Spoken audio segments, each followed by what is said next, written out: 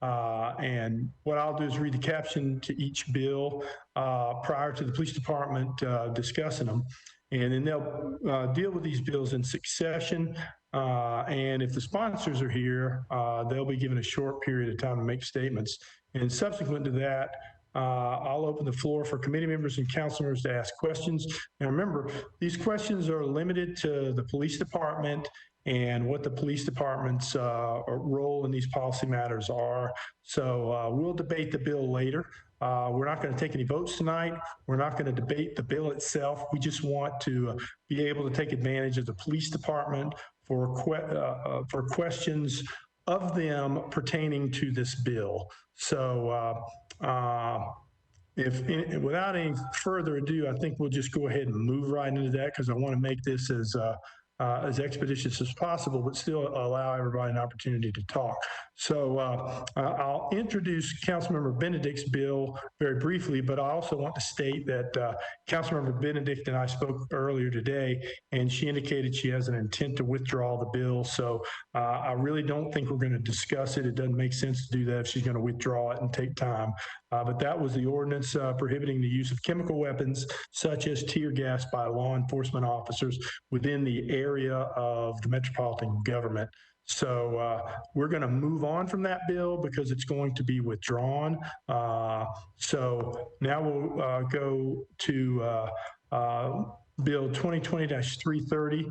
Councilmember Hurt is the sponsor, and this is an ordinance pertaining to officer civic engagement. I'm not going to read the whole bill, just the caption. So what I would like to do is introduce the person from the police department who will be discussing this, and that is Captain Blaine Whitehead, Blaine Whited, who is overseeing the Metropolitan Police Department's body and in-camera program. So I will turn that over to Captain Whited to discuss right now. Captain? Thank you, Councilmember Pulley. I appreciate that, and all the other council members. It's a privilege to be able to speak on behalf of the very dedicated men and women of the police department who go out and perform heroic duties every day. So I have some concerns in reference to this bill sponsored by Councilmember Hurt. First of all, there's a few concerns as it pertains to approachability by our officers.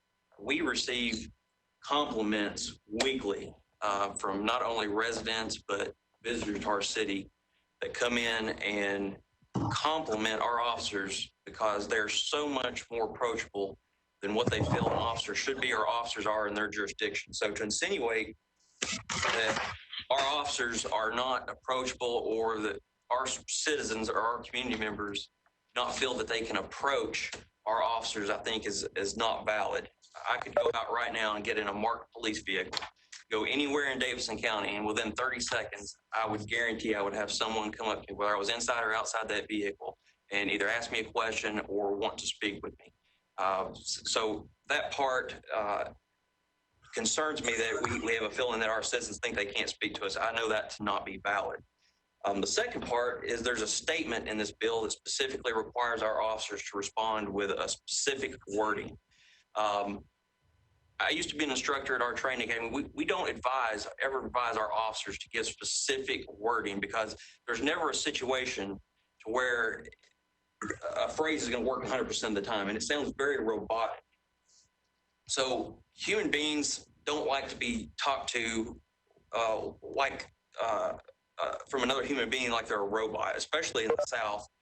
Folks like to be talked to like they're people. Delivering a statement, a robotic statement, and I'll just read it to you so you can hear what it says. If someone was to come up to me and ask if my camera was on, and I replied, "The video is on, how may I serve you?" That sounds very robotic, and I believe that would only escalate the situation.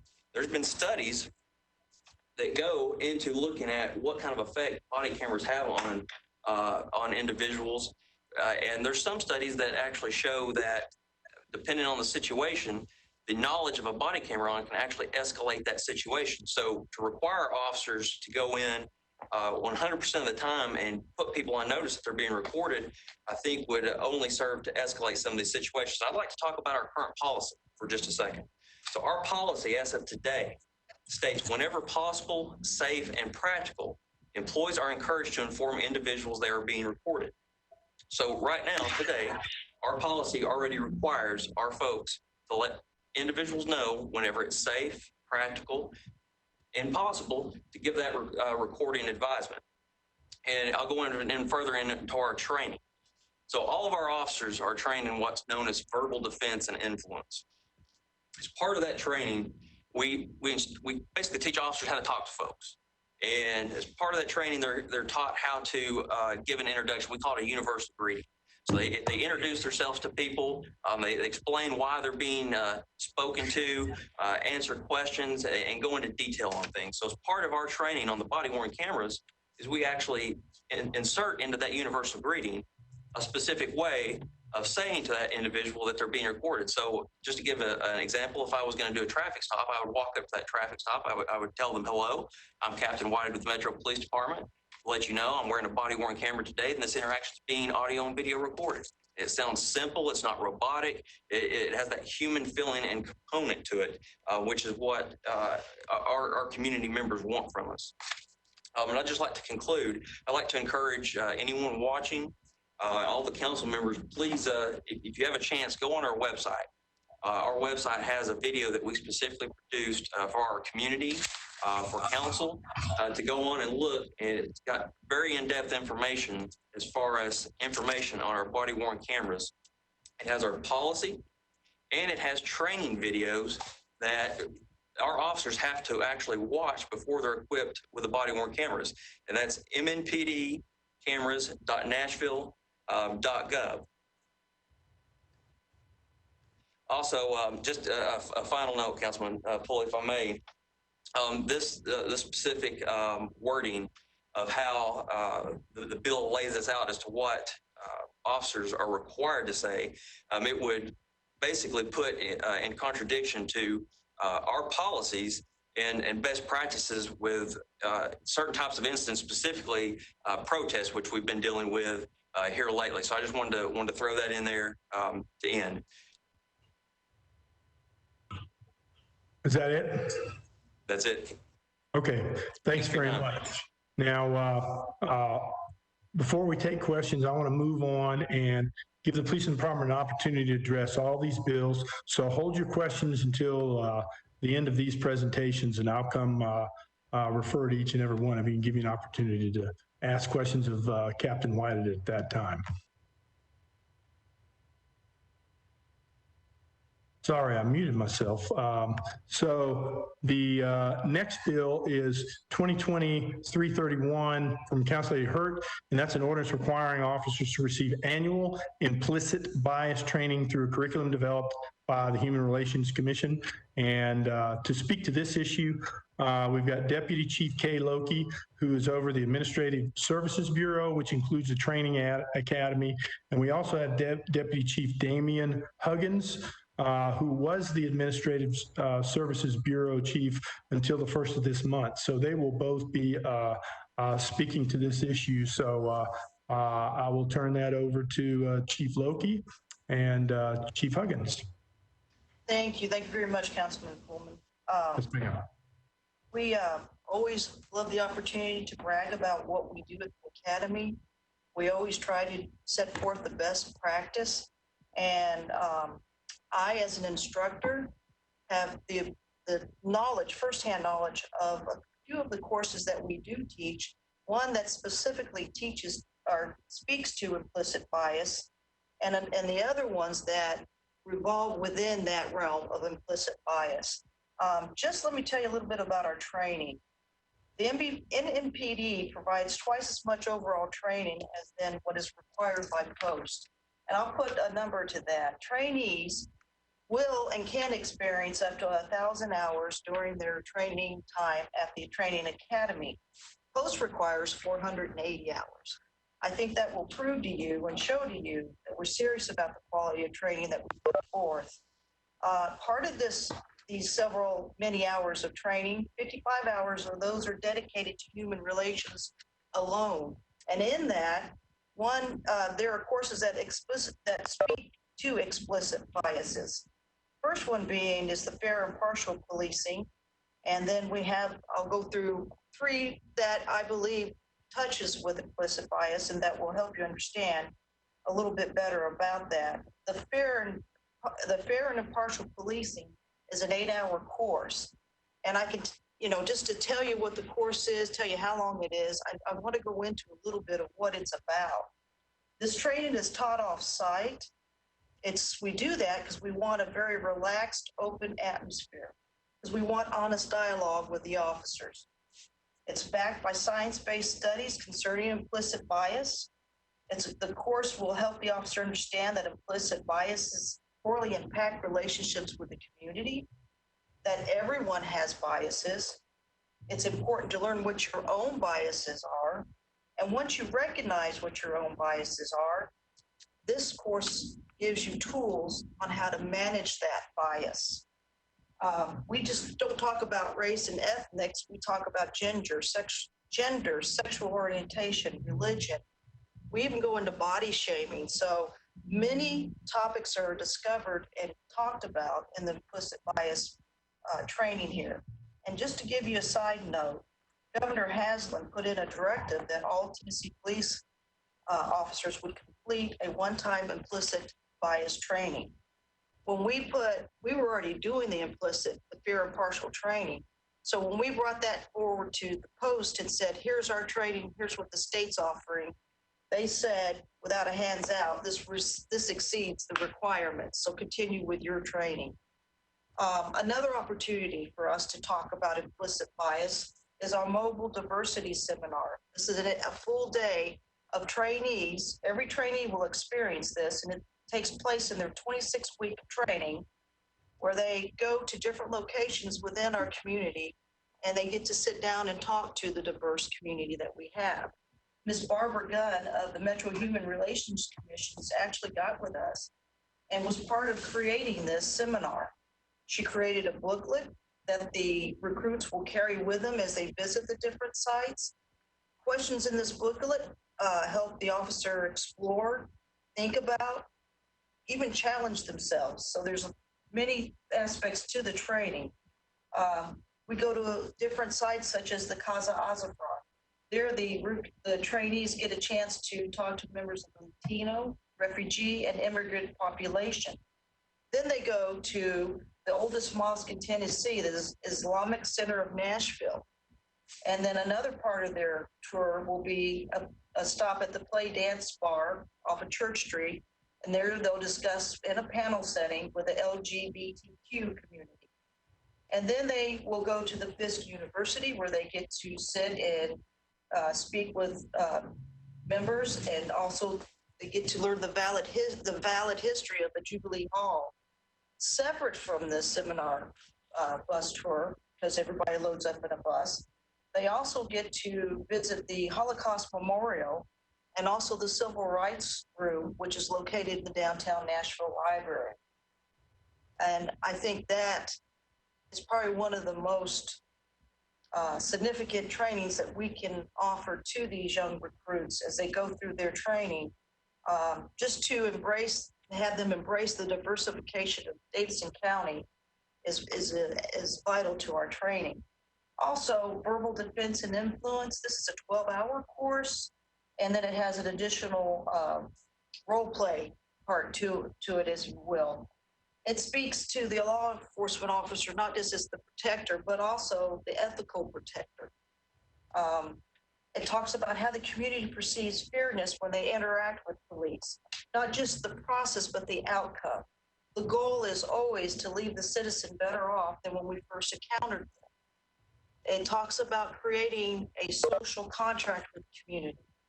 And then we really dive into how to show somebody respect. We can talk about showing respect all day, but unless we understand all the language that in the body movements that go into showing respect, and this sounds like you want to make sure that you see the world through someone else's eyes. You listen with all your senses, you explain and you ask questions, and then you offer options to that person, and then you give them opportunities to reconsider. This training is not only offered to law enforcement, but it's offered to health care workers, correctional officers, anybody that works within the public. So each year, the officer touches on topics such as ethics, diversity, community policing, mental health, and hate crimes. As I said, the human relations is 55 hours. There's a 4 to 6 hour block of diversity and inclusion. Then we have a couple hour block on hate crimes and orientation. We do a block on autism and developmental disabilities, Alzheimer.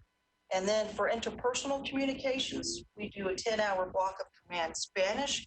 We want our officers to, at the very minimum, be able to communicate with a big part of our population in Davidson County. So we have been in talks with the Human Relations Commission, and we shared our PowerPoint with them. We let them look at it, and we're going to come back to the table because we want them to understand what we already have in place, and we hope to have a collaborative effort so that we can come up with something that we both feel already enhances what we already offer. That's all I got, sir. Okay, thanks, Commander Loki. I appreciate it very much. Next, we will move to BL 2020-322. Again, Councilmember Hertz sponsor, and this is an ordinance prohibiting the Metro Nashville Police Department from hiring police officers who were previously fired or under investigation by another law enforcement agency for malfeasance or use of force.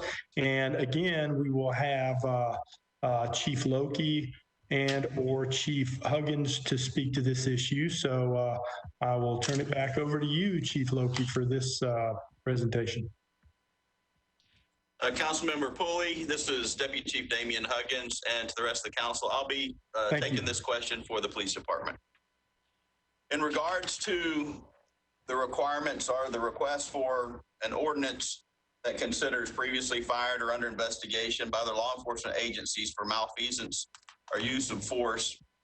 And in my review of that, first, we are guided or governed by the state of Tennessee's requirements for being a certified police officer. That's regulated by the Tennessee's Post Commission that sets the standards for police officers in Tennessee. So every police officer in the state of Tennessee is guided by those standards or minimum standard that they set.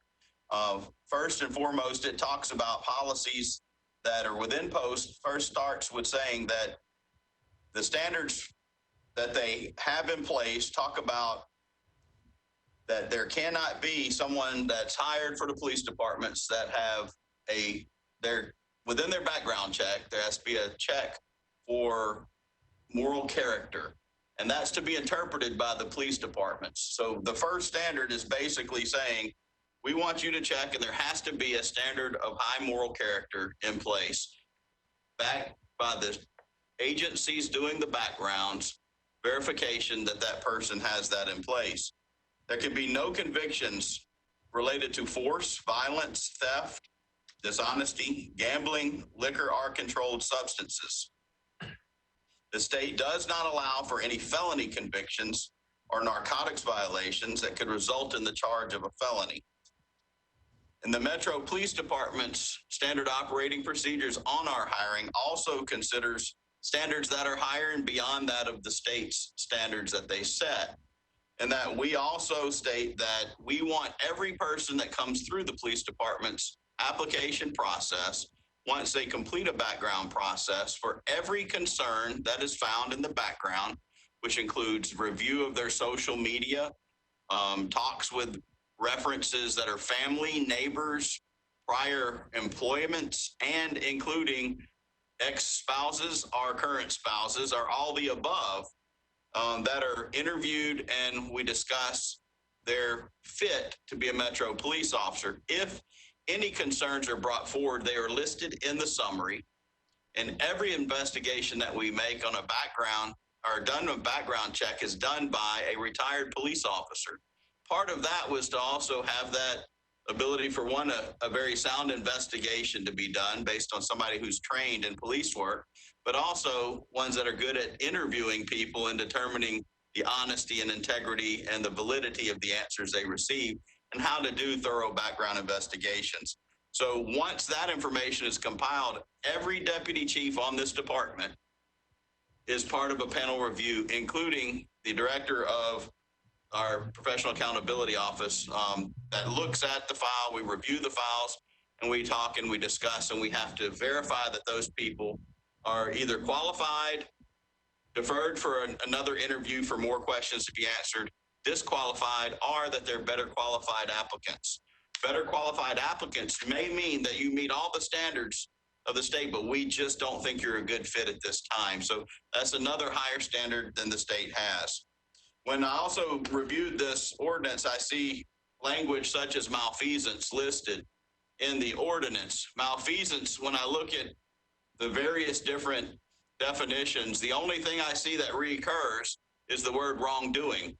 Wrongdoing would be such a broad area to try and apply as a hiring or no hire category that I would strongly suggest that malfeasance not be included in the standard because it is such a vague description. Wrongdoing or could be anything. You didn't write down something, you didn't accomplish something, you got any type of discipline would be wrongdoing. Also, while any serious misconduct is currently considered of our department and is usually listed as either the disqualified or better qualified candidate, those are governed by things not only within our SOP, but civil service policies, current civil service rules, department discipline policies of the police department that already talk about the conduct of employees, impartiality, integrity, and ethics that exist within the government today that certainly are included in the hiring process of the police department.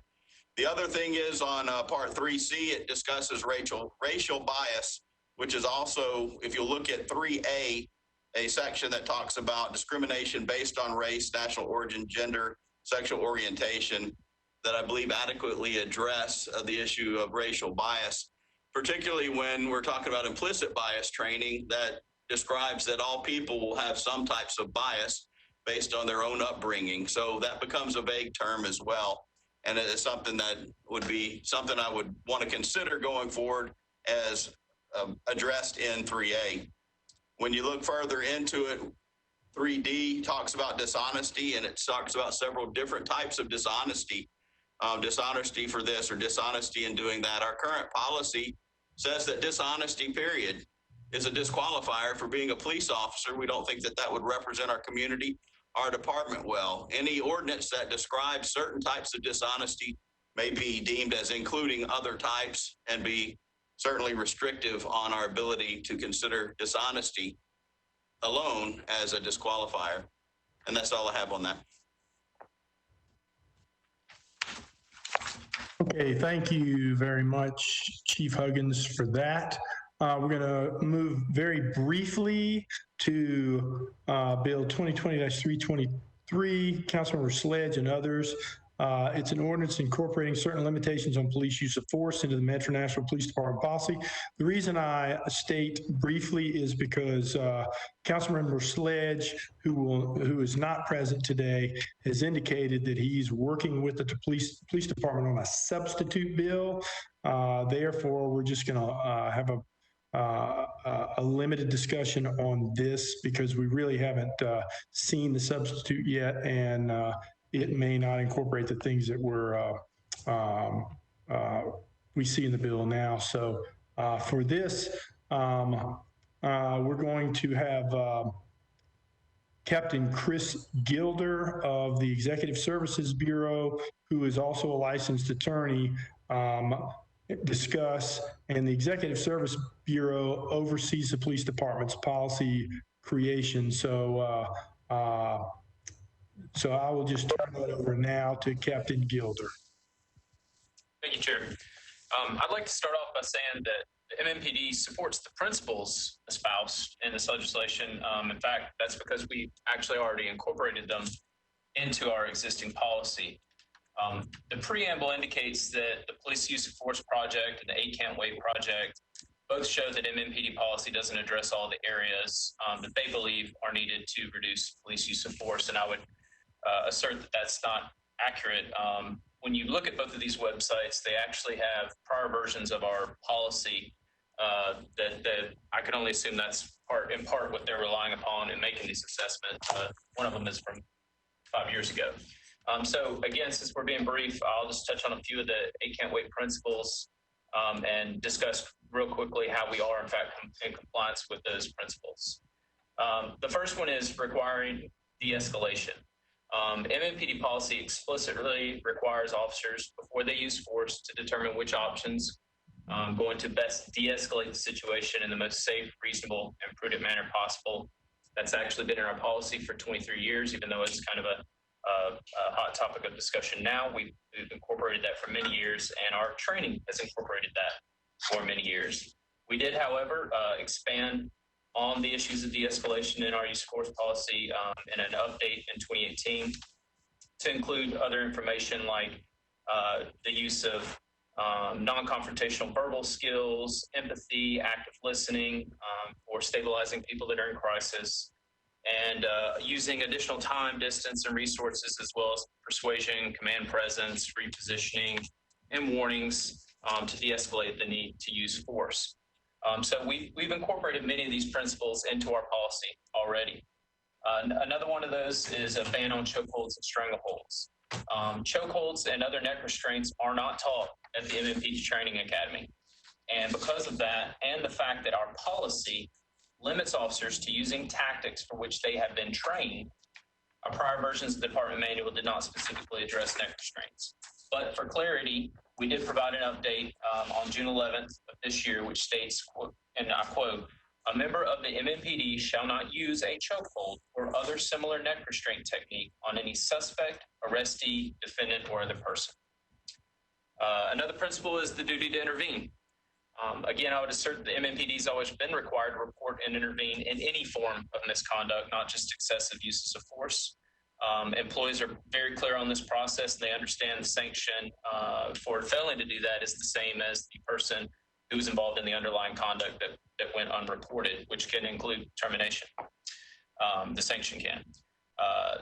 Nonetheless, we went ahead and put out an update to our department manual on June 11th of this year that specifically states all members must recognize and act upon the duty to intervene in order to prevent or stop any member from conducting any act that violates law or policy, including but not limited to excessive or unlawful force, unlawful behavior, abuses of authority, or major violations of department policy or procedure. Another principle is requiring comprehensive reporting.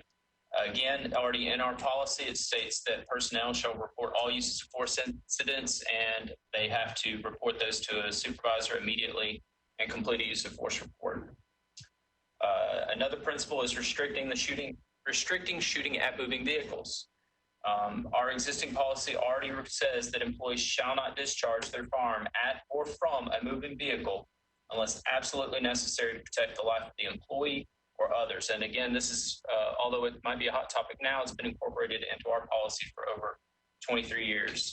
We also incorporate a provision that restricts employees from positioning themselves in a situation where they might have to be in the path of a motor vehicle and use deadly force. And another principle is requiring the use of the force continuum. Again, the MMPD has long required the use of a force continuum. The preamble indicates that officers have the option of choosing where to begin on the continuum. And I would say that's not entirely correct. The officers are limited in where they begin based on the subject's actions and what is reasonable and necessary response to those actions, including considering proportionality and de-escalation. And then the last two principles indicate the bill indicates that we are already in compliance with, which is, and I would agree, requiring that we warn before we shoot where feasible, and that we're required to exhaust alternatives before shooting. And again, I would agree with that statement as well. That's all I have. Okay, thank you very much, Captain. And we'll move on to the very last bill. You may have noticed on your agenda that came out yesterday, this bill will appear on first reading. It's 2020-378.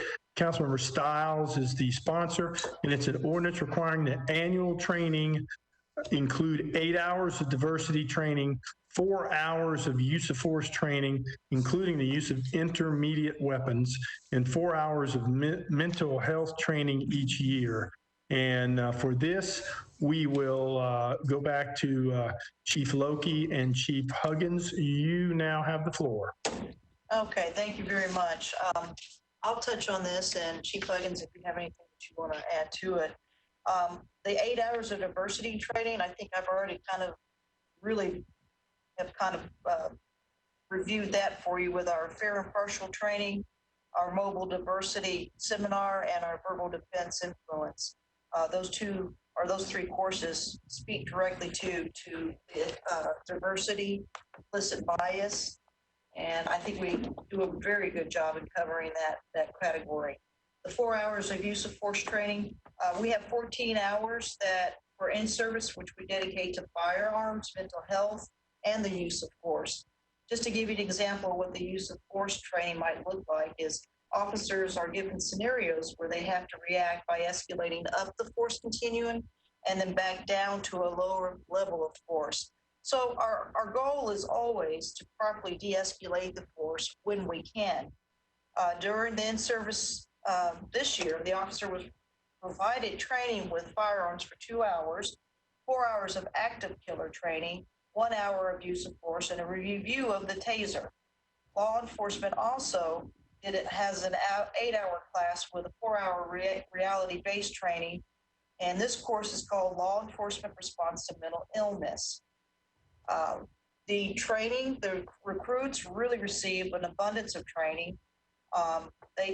Every new trainee receives 140 hours of trauma-based training.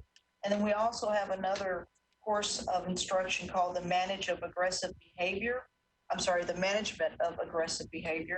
And this is where we teach the officer to diffuse the aggressive behavior in the safest, most manner possible. Deputy Chief Huggins, real quick, just to add on, the model across the country for a long time now has been called the Memphis model, where they have 40 hours of training of specific units that go out and respond to mental health calls. However, the gap in that is that when you get the first call for service, it's not always properly coded as a mental health issue. So you don't always have those specifically trained teams being the first responder. And that led to several tragic incidents that I observed actually in Memphis in responses. So we've trained all of our police officers 100 hours over the Memphis model's 40 hours of training to over 140 hours related to behavioral health services, trauma-informed mental health response, and have the mental health cooperative do hands-on mental health scenario responses and interactions with our officers, to the point that every single officer going through the police department has that training. So we're very proud of the model. We call it the Nashville model. And we're also part of the One Minds campaign, where we're qualifying International Association of Chiefs of Police agency in meeting the highest standards for mental health response that have been set for law enforcement agencies. So we do a lot of training around that annually and working with our local behavioral health partners. And that's all.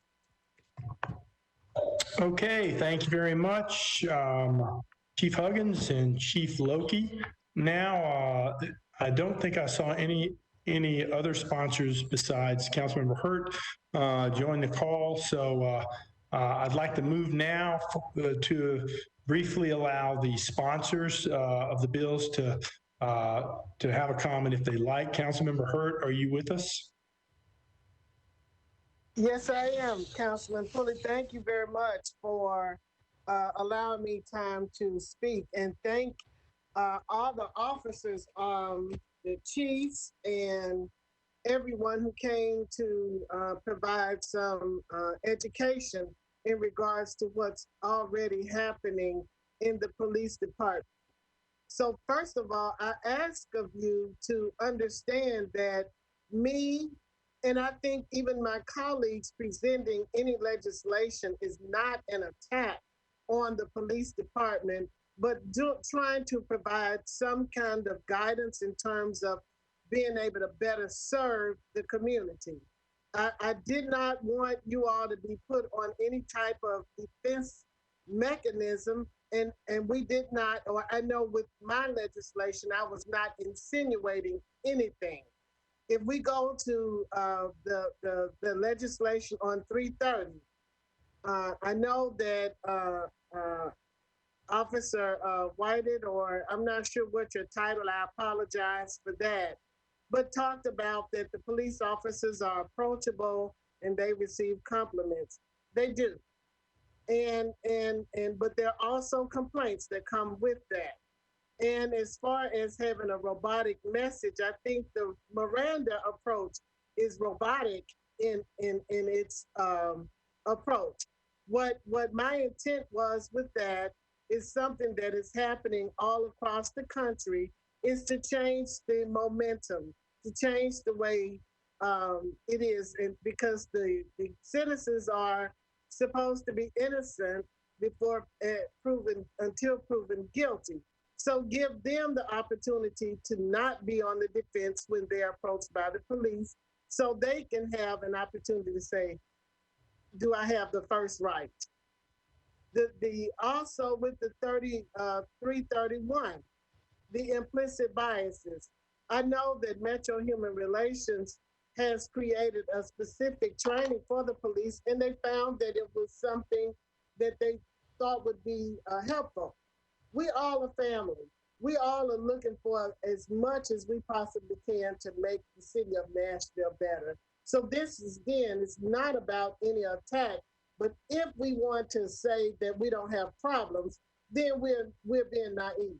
We have the driving while black reporting and the subsequent police reporting that the Mayor Barry had during this time to substantiate that the driving while black report was a pretty accurate document.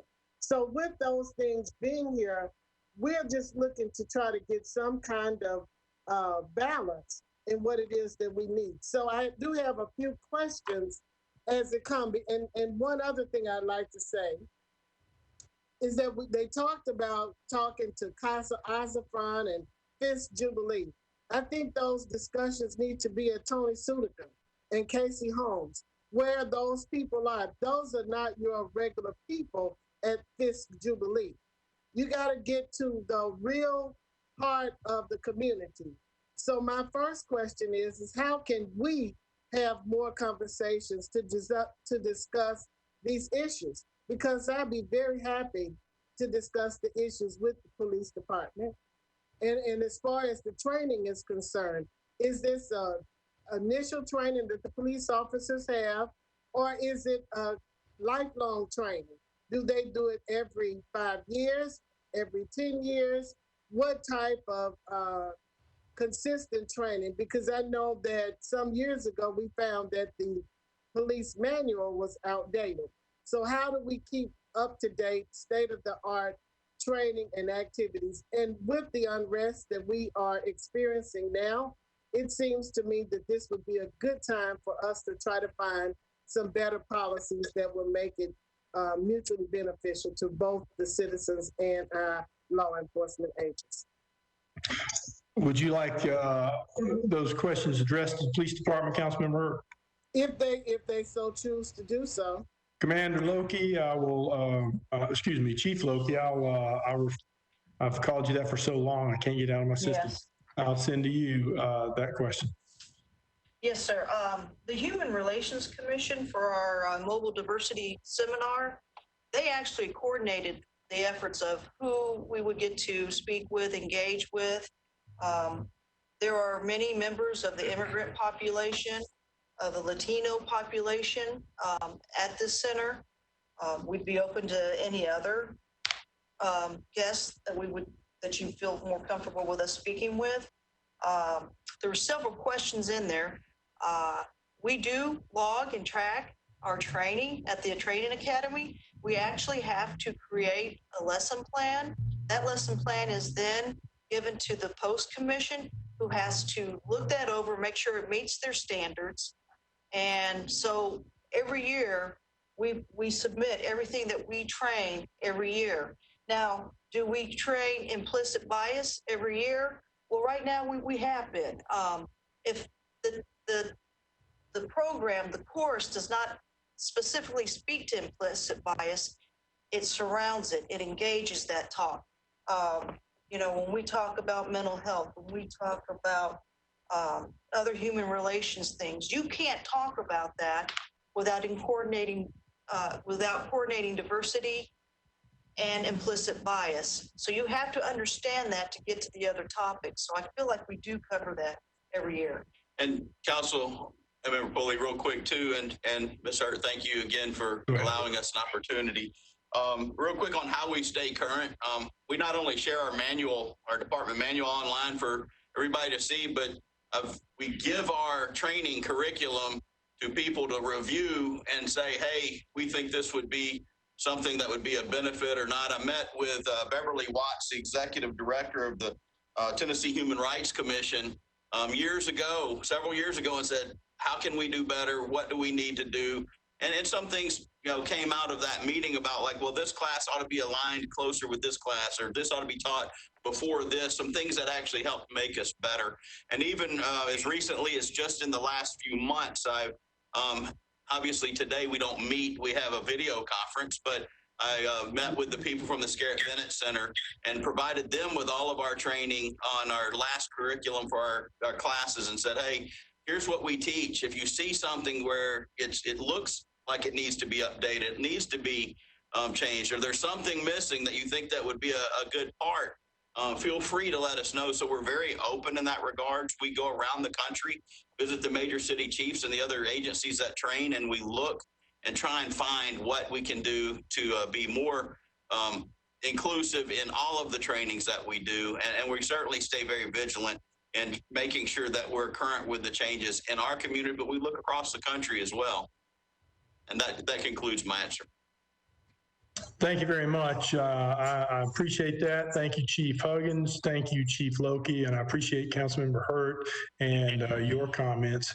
As we move to the question and answer period, I do want to remind everyone that to keep your questions focused on the police department. Again, we will have an opportunity to debate this bill at another time and to talk about other matters at another time. So I want to keep the focus on the police department and any questions that they can answer, because that's the forum.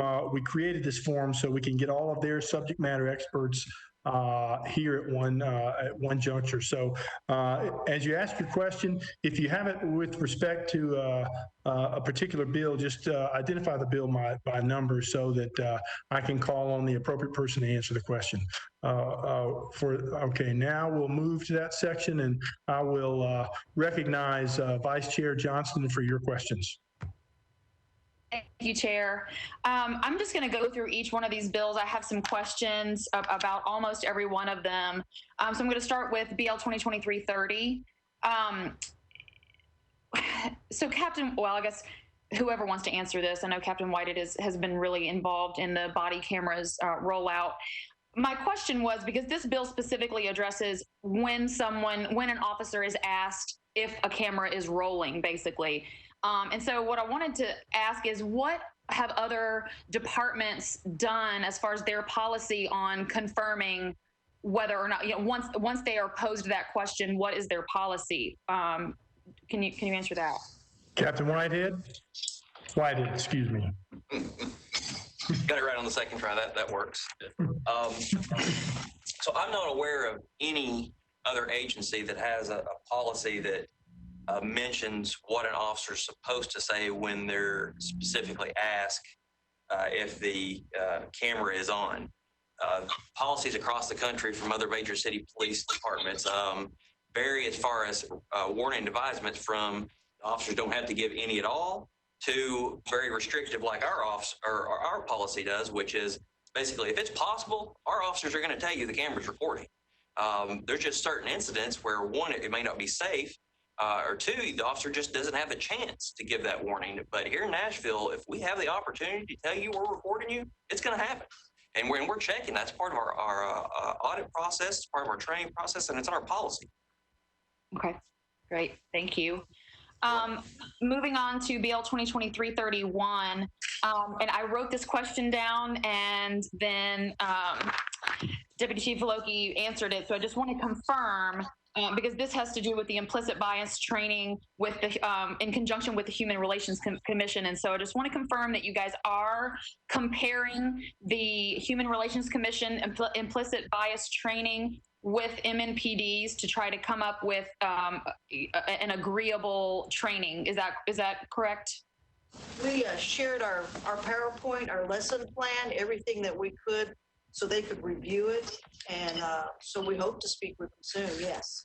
Okay, all right, perfect. If you could keep us updated on that, I think that would be super helpful. Thank you. Sure. So BL 2023-22.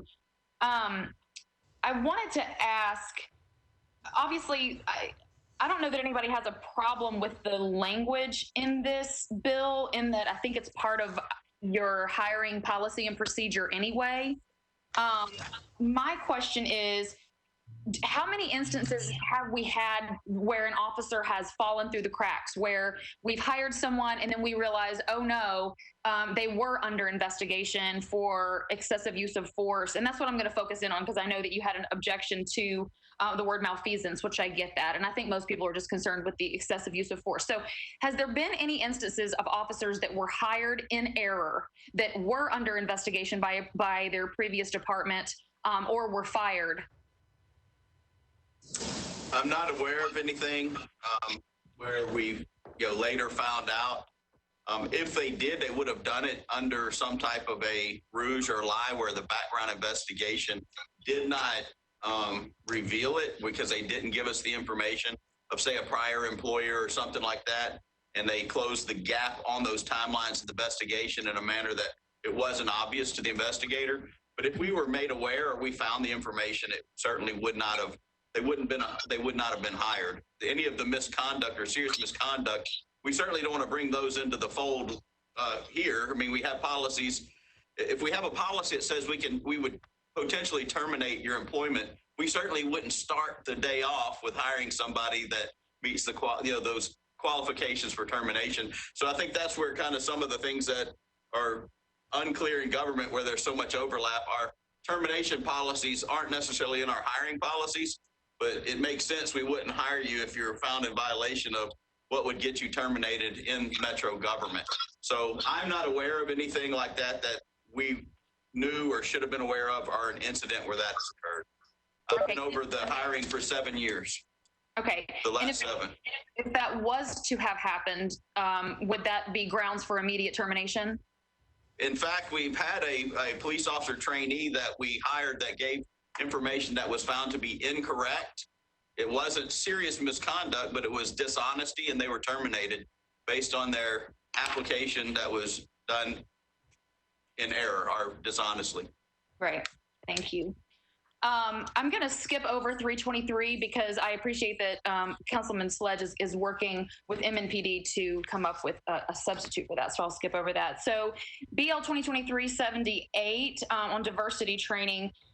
Again, this is just because I had a question, but someone answered it. And so I just want to reiterate or confirm that your current training not only incorporates what this bill is requiring as far as the category of what they're wanting addressed and the time requirements for that particular training, that our current training policy and procedure not only meets that requirement, but exceeds that requirement. Is that correct? Yes, as a matter of fact, for this year in service, we combined fair and partial policing and the verbal defense influence and the decision-making module that the police developed themselves to do a mass review of everything that we've already been training on and speaking. And again, all of this involves and revolves around diversity, inclusion, implicit biases. So yes, it is a common theme throughout the training of the trainees and through our in-service that we do yearly with the officers. Great. Thank you so much. And that's all my questions. And I just want to thank each and every one of you for your service to our city. I appreciate you so much, and I appreciate your engagement on all of these issues and willing to come to the table and discuss concerns. Thank you guys so much. Thank you, Councilmember Johnston. Councilmember Allen, the floor is yours. Thank you, Mr. Chair. I appreciate that. I'd echo Councilmember Johnston's appreciation of all that y'all do. And I think that so many of these are council members' desire to show to the community that we hear that there are concerns and that we want to address those.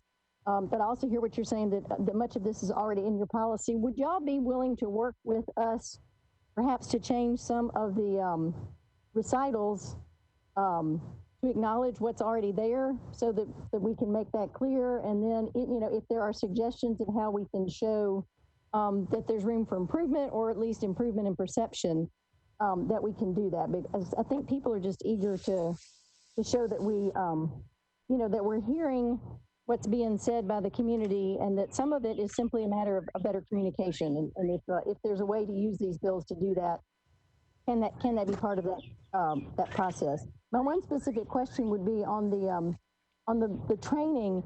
Are there refreshers on a regular basis that happen? You mentioned in service. I mean, do already trained officers come back and do stuff ever, or annually, or every 5 years?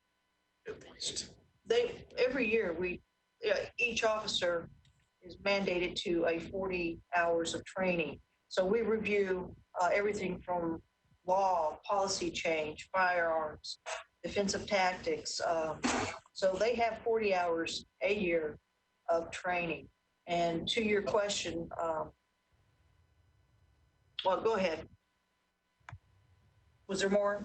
Well, no. I mean, I guess the other question was simply, can we, through the whereases of these, in some cases add some of this is already policy, and we simply emphasize the importance of it. I mean, if that's the way to get the message across. I would say many of our policies are visible. We're very transparent. Sometimes that just might mean that the citizen might need to, it's upon them to learn more about us, but we're open. We want to talk about what we do. We're proud of it.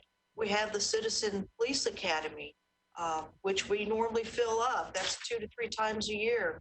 If you want to know the ins and outs of this police department, that is a course that you would really be interested in and should take. But yes, we field questions. We get questions from citizens daily. We try to be as transparent as we can, and I think we're open to discussion on how we can do that better. Great, thank you. And final question. I did the 4-hour mini version of the Citizen Police Academy, and I don't know if y'all have offered that again for this group of council members, but I hope you will, and I would encourage every council member who hasn't done it to take advantage of that opportunity, because it is certainly a great education. That's all my questions, Chair. Okay, thank you, Councilmember Allen. Appreciate that. Now I'd like to recognize committee member, Councilmember Vercher. The floor is yours. Thank you so much, Chair. I want to say, and police already know my background. I unapologetically support you guys because you have the toughest job here in the city. And myself residing out here in Southeast Davidson County, where we have a precinct that's covering, I believe, I want to get my numbers right, 69 square miles. And I'm not going to put out there the number of officers that on any given day that we have for that coverage. But I will say this: we all know our police department is doing more with it's not even less at this point.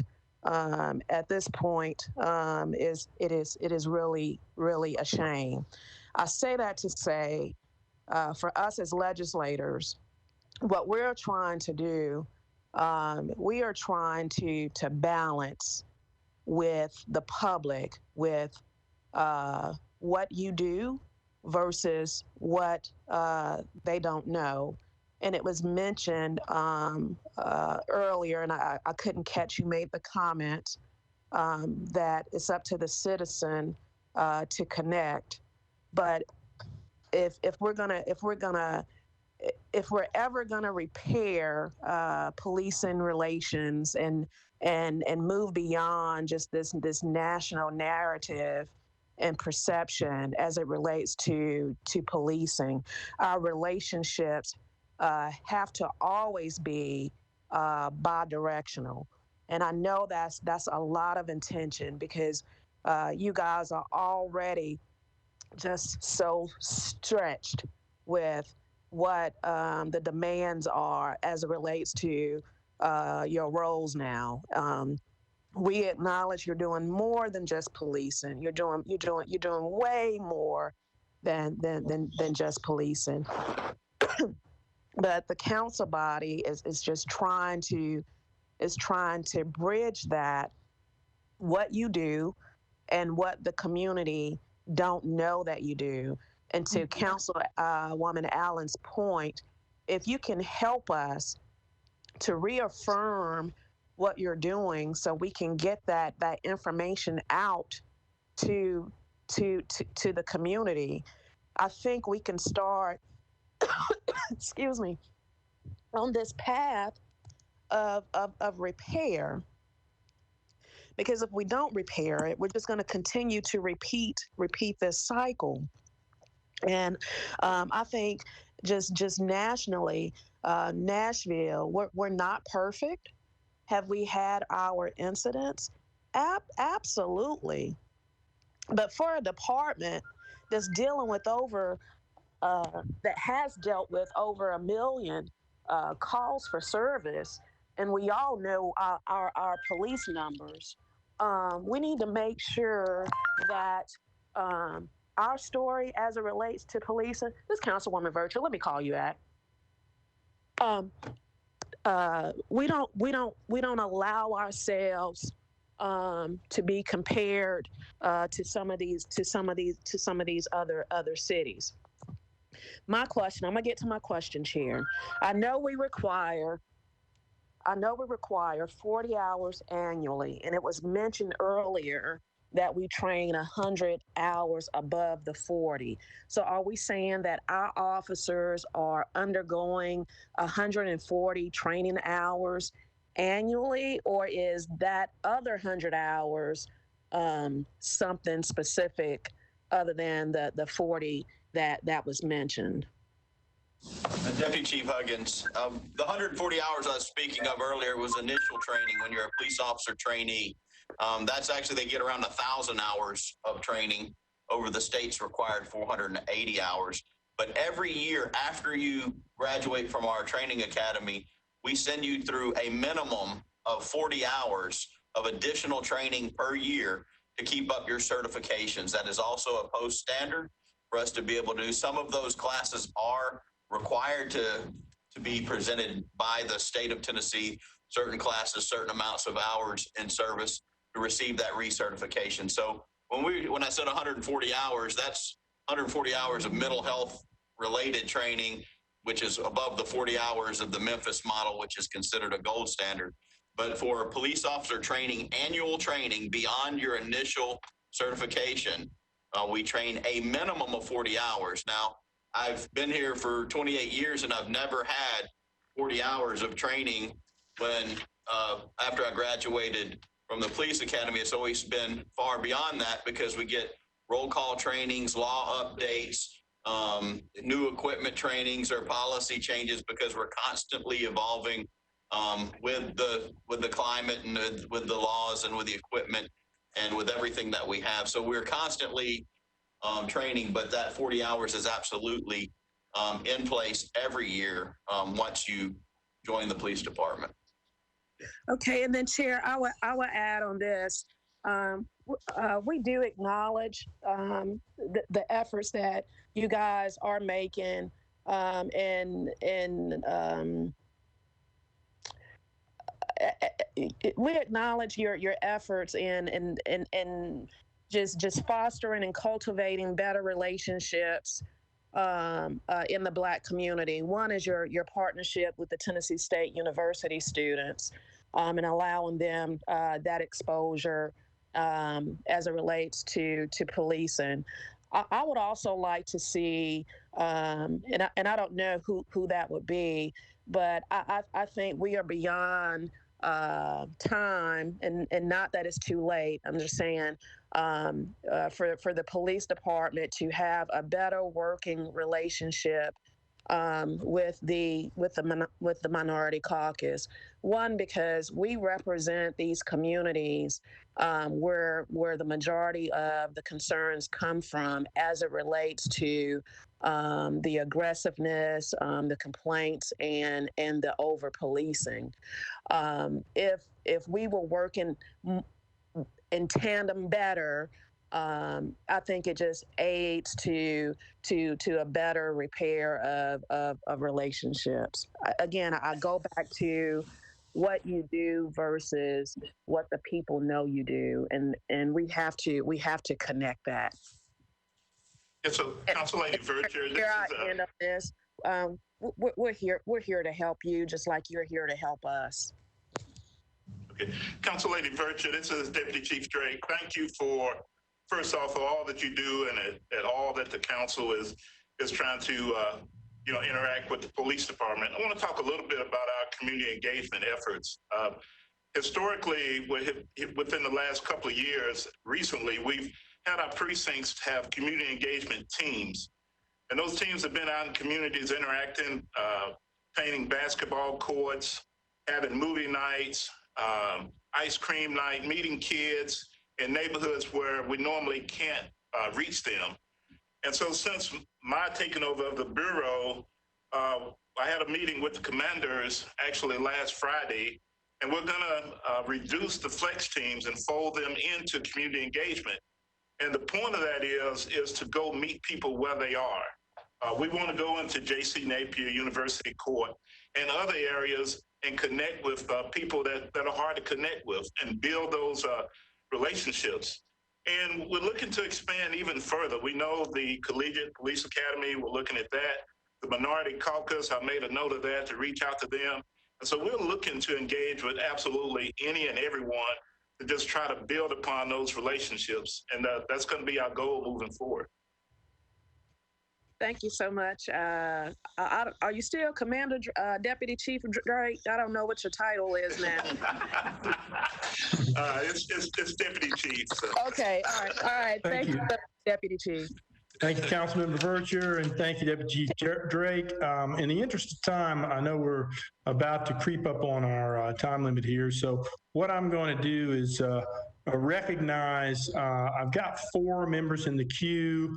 It looks like Councilmember Nash, you just lowered your hand. I'll certainly recognize you if you want to speak. But I'm going to recognize everyone who's in the queue currently and anybody afterwards, and that would be Councilmember Mendez, Nash, Withers, and Bradford. So after we get through with them, we will have to bring the meeting to a conclusion. Anyone else who might possibly have a question, just make sure to submit that and we'll get it to the police department and get it answered for you. And I know Councilmember Stiles is on now, and I'll certainly give her an opportunity to address her bill before we conclude, but we'll have to end the meeting after that. So right now, I recognize Councilmember Nash, Committee Member Nash, for your questions. Your mute button is on. We cannot hear you. I was going to ask one of the representatives to speak to the community outreach that we do. I know when I was commander at these precincts, we were out every night to a community meeting somewhere, and I know they've added these community resource teams. Deputy Chief Drake spoke to it, so I lowered my hand. Thank you. All right, thank you very much. Councilmember Bradford. Thank you, Chair, for recognizing me. So I just had a couple of quick questions about 2023-22. I got a partial answer earlier for one of Councilmember Johnson's questions, but I want to kind of take that line of questioning a step further. So with the standards and the guidance already in place when it comes to hiring, is there a number, or can we get a number from the recruiting side on how many recruits annually or to date have been rejected because they did not meet the quote, moral standards? And secondly, you already addressed that if someone is found later on to have not truthfully answered the initial application, you answered that, but the other part is, how many officers to date have been terminated because at some point during their career with MMPD, they violated the quote moral standards within the policy? Councilmember, excuse me, that would be Chief Loki or Chief Huggins, I believe, to which that question was directed. To whom? This is Deputy Chief Huggins. As far as the number of people that annually we see don't meet our standards, we can get you that number. I don't know it right off of the top of my head. I do know it goes between 1 to 2 and 3 of the people that actually show up and take the test do not finish the process. So it's a pretty high number of the people that apply, but even after you get past the application stage, those who stay in the process. And we do have a lieutenant over there that has that information, and we can get that information to you. As far as terminations for, I would assume you're talking about terminations for honesty. When that occurs, we do apply termination as the policy. If we find out that there's somebody that's been dishonest in testimony or dishonest in anything that relates to their employment, there's a termination. I can get you that number, but there's also other things that relate to when you talked about ethical standards and things like that. It could be conduct that rises to that level. So I'll be glad to look through the process and see where discipline is landed, but it would take probably an offline conversation on specifically what charges or what types of activity you would want to have that information on. But it is definitely followed through by our department. We're very accountable police department related to our policies and adherence. Thank you. I appreciate that. And I look forward to continuing this conversation offline to get more of that information. Thank you very much, Councilmember Bradford. Councilmember Withers, the floor is yours.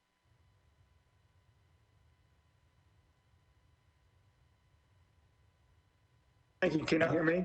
All right. Sure can. I got you now. Go ahead. Thank you so much. Just, I appreciate the sponsors of all these bills bringing these matters forward.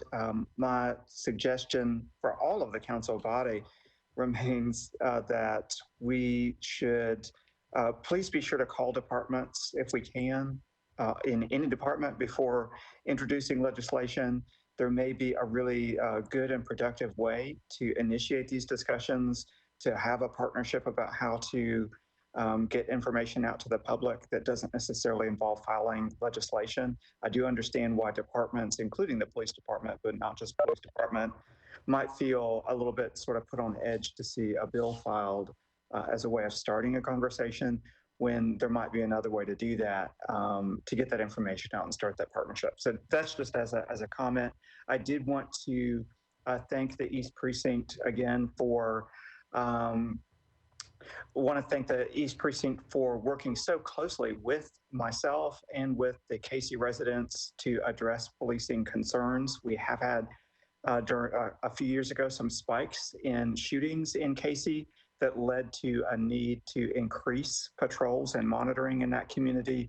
We were able at that time to create a community engagement team specific to the East Precinct, where we have officers who sort of are not responding to regular calls, but who spend a lot of time on the Casey campus, in particular, walking children to school, playing basketball, helping with homework. And those relationships have been really profound at building trust within the Casey community. And that has helped to establish so much trust with the Casey community that many times, even before something would happen, Casey residents would be letting the community engagement team officers know that a problem was brewing. We heard a lot in recent discussions about being violence interrupters. Those strong relationships that were built have helped in numerous cases the police department to interrupt violence before it occurred. But one of the things that's been really tragic lately is that because of the extreme demands placed on the department through needing to staff, well, number one, sometimes just through COVID, having officers out, but also to staff the large number of events that we've had has kind of put a staffing strain on the East Precinct's ability to maintain those officers in that community engagement team.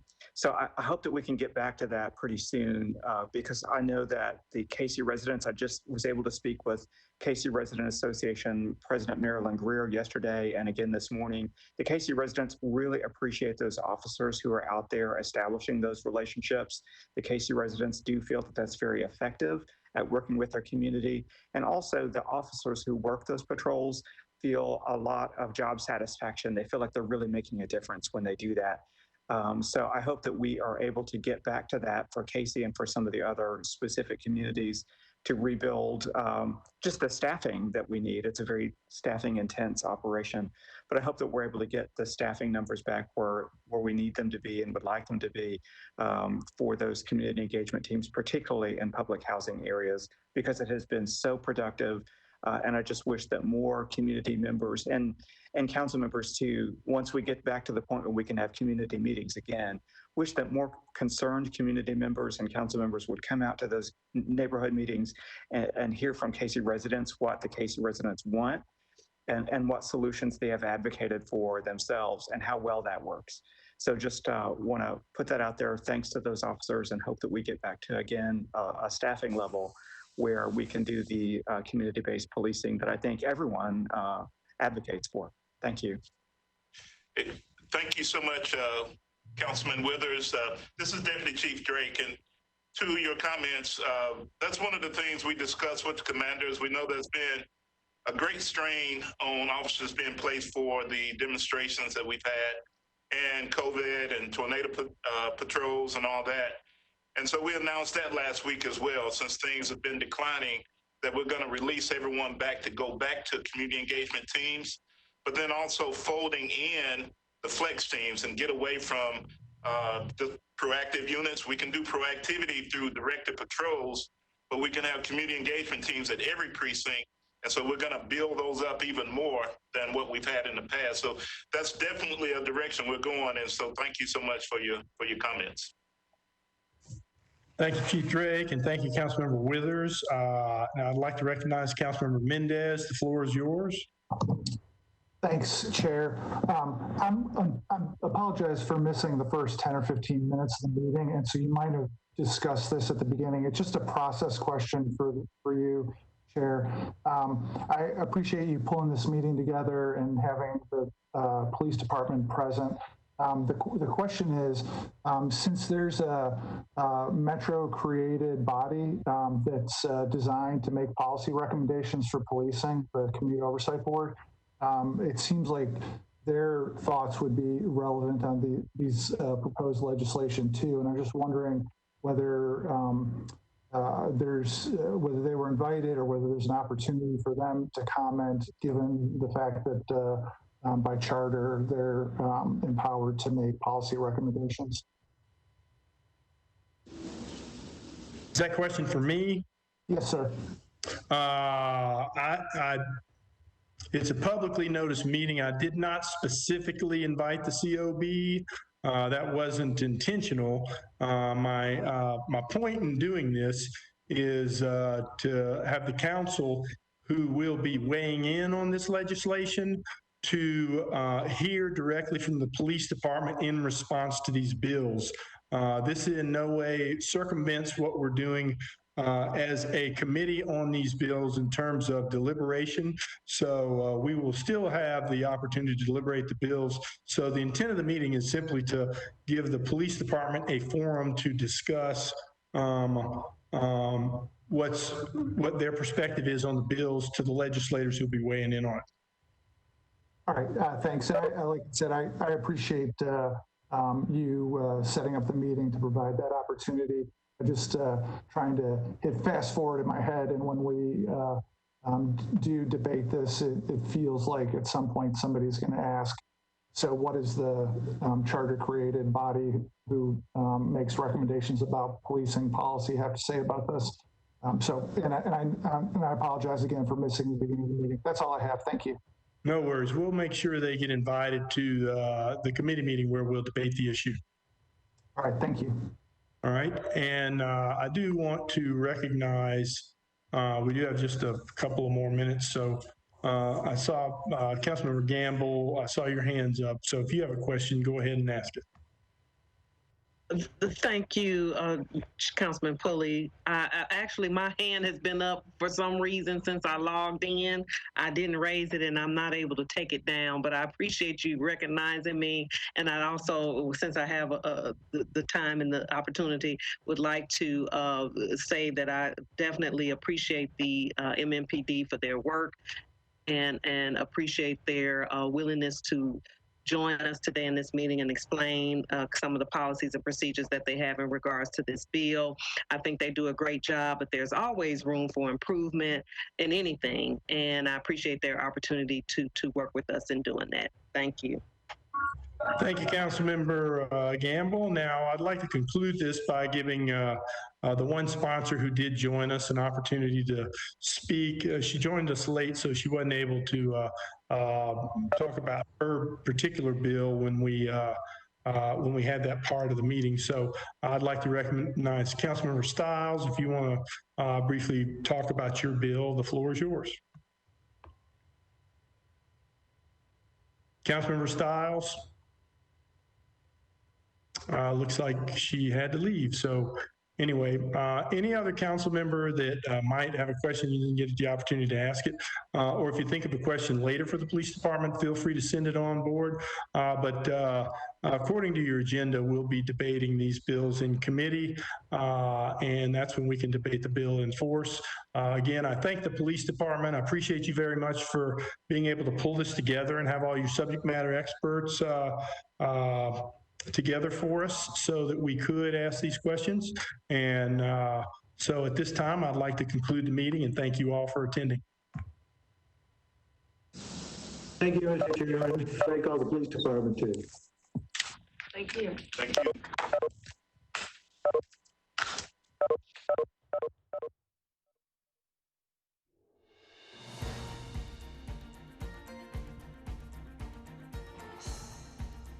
This has been a service of the Metro Nashville Network. If you would like to see this presentation again, or for more information about this and other programs, visit nashville.org.